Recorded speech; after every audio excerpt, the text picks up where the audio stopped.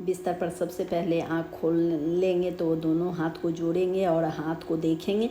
आगे वाले भाग में लक्ष्मी का वास होता है, मध्य वाले भाग में सरस्वती का और मूल वाले भाग में विष्णु का वास होता है। फिर मैं पृथ्वी माता को गोर लगेंगे, जिससे अन्न, जल, वस्त्र, ज्ञान हमें प्राप्त होता है। उस पृथ्वी माता को हम प्रणाम करेंगे। उसके बाद धरती पर पैर रखेंगे, क्योंकि वो हमारे शरीर का भार पृथ्वी माता उठाती है।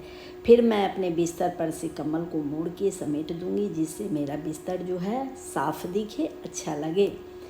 और मैं उसके बाद उठ के सबसे पहले मैं फ्रेश हो लूँगी। तो फ्रेश होने के लिए गई थी, फ्रेश होकर निकल गई हूँ और मैं छत पे मैं जा रही हूँ।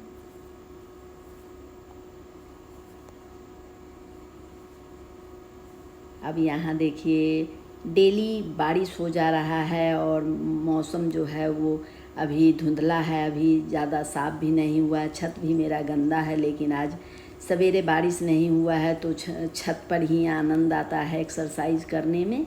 और वातावरण भी है यहाँ बहुत ही खुशनुमा है, चिड़ियों का चहचहाहट भी है।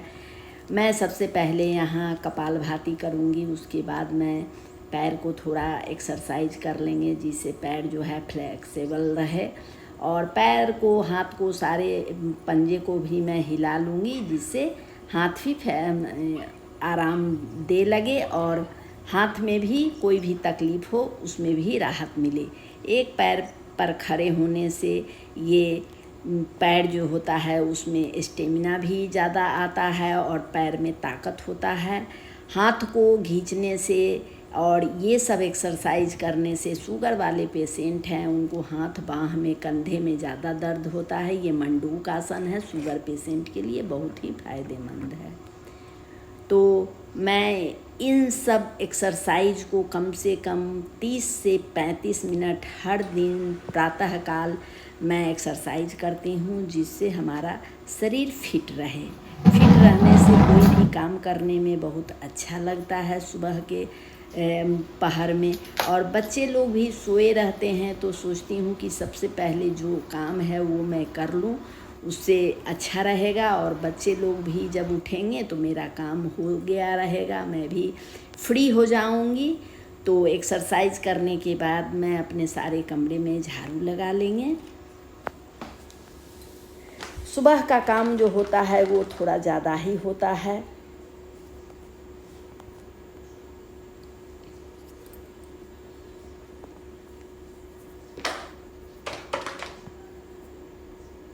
तो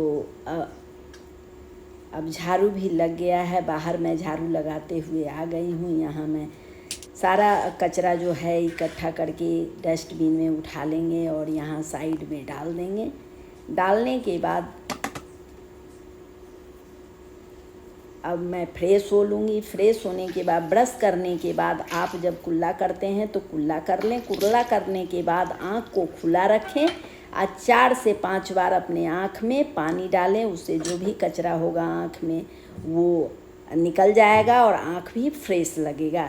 तो मैं अब किचन में आ गई हूँ। सुबह का टी जो है कैमोमाइल बनाते हैं, इससे कब्जियत हो, गैस हो, शुगर पेशेंट हो, ये सारे चीज़ों में फ़ायदा करता है। तो मैं इनसे, ये सुबह का टी है और काढ़ा भी इसे बोल सकते हैं, तो मैं इसे बनाती हूँ सुबह के पहर में और पीते हैं, जिससे अच्छा लगता है। तो मैं डाल दी हूँ 1 चम्मच, इसमें जीरा भी डाल देंगे। और जब तक काढ़ा बन रहा है तब तक मैं सोच रही हूँ कि सुबह में दूध भी लाना एक काम ही होता है। यहाँ बाहर आई हूँ तो बाहर का भी हरियाली और वातावरण जो है ये बहुत ही अच्छा लग रहा है और खूबसूरत लग रहा है। यहाँ जो ये गाय बंधी हुई है, इसी गाय का मैं दूध लेती हूँ और घर के बगल में ही है तो यहाँ दूध भी अच्छा मिल जाता है। और सुबह के पहर काम ज़्यादा होता है, ज़्यादा दूर भी नहीं जाना पड़ता है। बहुत लोग होते हैं जो ज़्यादा दूर दूध लेने जाते हैं, तो मैं बगल से ही दूध लेती हूँ और अच्छा भी दूध मिलता है। यहाँ देखिए हरियाली कितना है। तो दूध लेके मैं आ गई हूँ और दूध के साथ साथ आपको मैं दिखाऊंगी कि यहाँ लाइट जो जल रहा है घर के अंदर, ग्राउंड के अंदर, उसे भी लाइट भी मैं बंद कर दी। सुबह के पहर जलते रहता है, रात में जलने के बाद। और यहाँ पूजा के लिए फूल भी पेड़ में है तो तोड़ लेती हूँ, जिससे पूजा करने के समय फिर तोड़ने के लिए नहीं आना पड़ेगा। तो एक साथ दो दो काम हो गया अभी मेरा।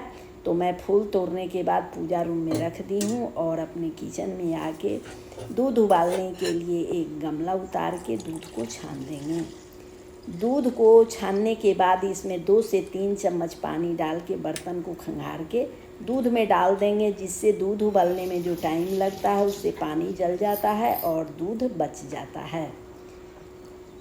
एक और फ़ायदा बताएंगे कि आप दूध जब भी उबालें तो उसमें 10 से 15 दाना चीनी भी डाल सकते हैं। तो अभी काढ़ा मेरा बन के तैयार हो गया है। काढ़ा मैं छान के कमरे में ले आई हूँ। लाइट बंद था तो लाइट मैं जला दी हूँ।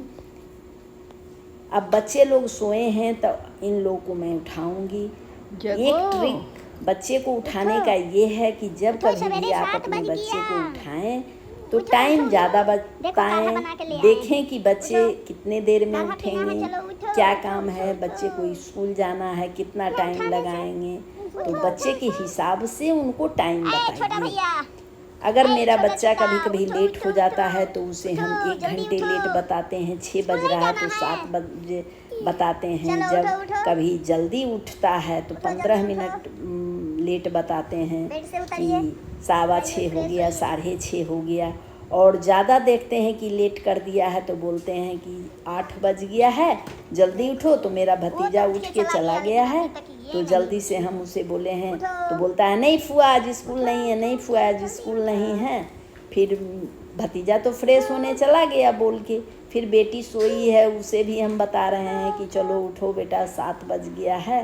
तो ये भी देखिए हड़बड़ा के उठ गई है अभी, तो उठ के बिस्तर पे बैठ गई है। अभी से मैं काढ़ा दे दूँगी, इससे बहुत फ़ायदा होता है। तो काढ़ा हम दे दिए हैं हाथ में पीने के लिए।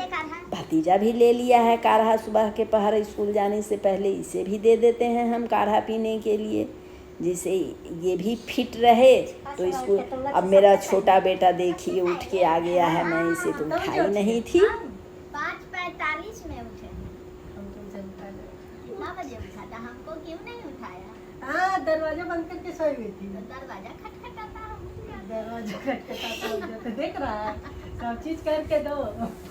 सुबह सुबह गए घूम के आए, टहल के आए, तुमको हम सोचे उठाए चलो टहलने, तो तुम तो फोफी काट रही थी।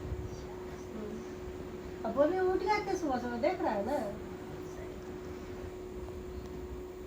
अब यहाँ आज जन्माष्टमी है तो मैं अपने घर में सारे काम को करने के बाद, स्नान करने के बाद पूजा पाठ कर ले रही हूँ घर में सबसे पहले। उसके बाद मैं पहाड़ी मंदिर यहाँ से मैं जा रही हूँ।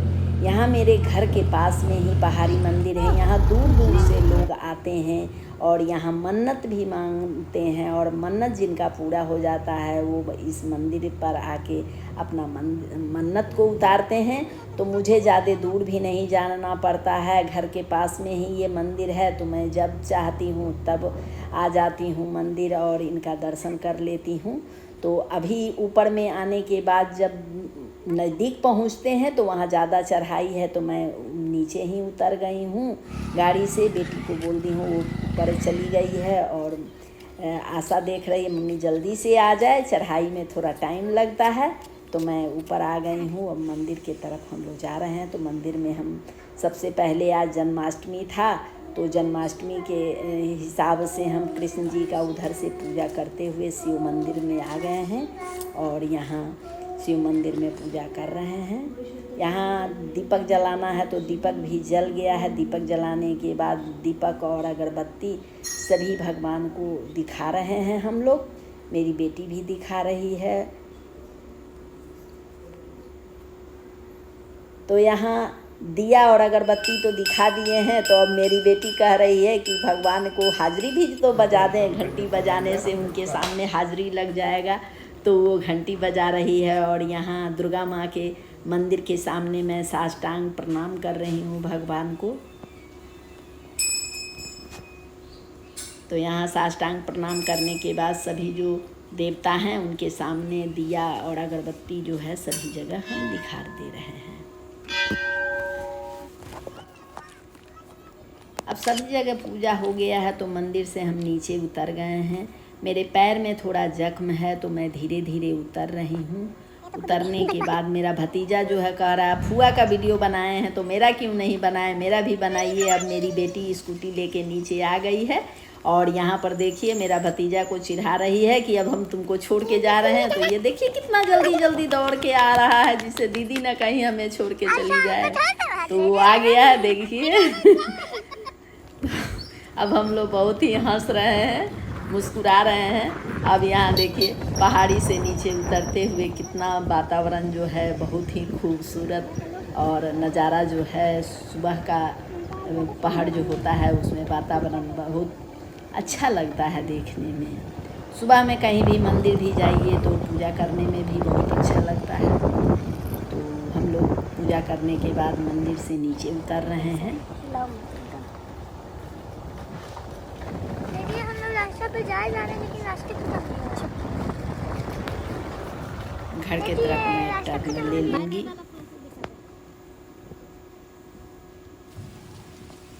अब मैं आज के दिन चावल और गुड़ कुत्ते को मैं देती हूँ। तो यहाँ बाहर ले आई हूँ, 2 जगह दे दी हूँ, 2 कुत्ता है यहाँ। और उसके बाद अंदर चले गए हैं। यहाँ जो मेरी बेटी है और भतीजा है वो दूध पीने के लिए लड़ रहे हैं। तो अब इन लोग का लड़ाई समझाने के लिए देना तो हमको दोनों को है। अभी तुम लोग ठीक है, डिसाइड करो कि लड़ कौन लो। पिएगा हम कौन देखेंगे कि कौन जीतता है कौन हारता है। नहीं ना पियोगे? नहीं पीने। अब दही खा। अब इन दोनों भाई बहन का लड़ाई जो है डेली का है। ये दोनों किसी न किसी टाइम दोनों लड़ते रहते हैं। अभी मैं ठीक हूँ। अभी मैं भी ठीक हूँ। हाँ तो मैं ठीक हूँ तो मैं पीऊँगी। नहीं वो भी चौकोस के साथ। नहीं जो चौको कुछ नहीं मिला, कुछ नहीं। यहाँ मैं अपने भतीजे का साइड ले रही हूँ, बोल रही हूँ ठीक है तुमको चौकोबार चाहे हॉर्लिक्स नहीं मिलेगा, तुमको नहीं मिलेगा। तो भी दोनों भाई बहन जो हैं लड़ रहे हैं, बात मान नहीं रहे हैं। नहीं मिलेगा दीदी, नहीं मिलेगा दीदी बोल रहा है। वो बोल रही है हाँ मिलेगा मिलेगा मिलेगा। गैया माता का दूध नहीं पीने को। भैया तुम्हें देने की जरूरत नहीं, मैं अपने मुंह से पी लूंगी।